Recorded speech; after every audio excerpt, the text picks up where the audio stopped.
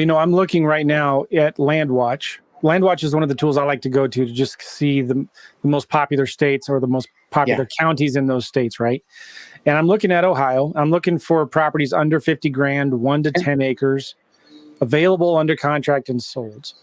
And looking at the numbers, it's pretty small.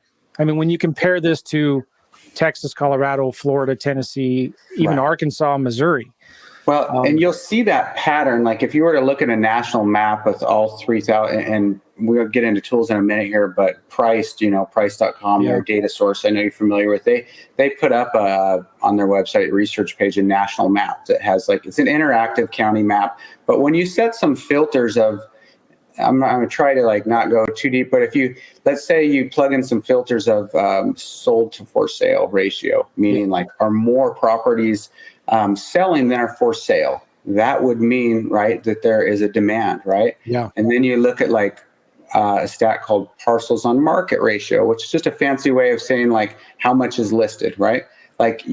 When you start to look at and you rule out all those counties, right, where there's either a lot listed or there's not a lot of sold, there's not a lot of transactional activity, the map almost goes gray across the entire Midwest.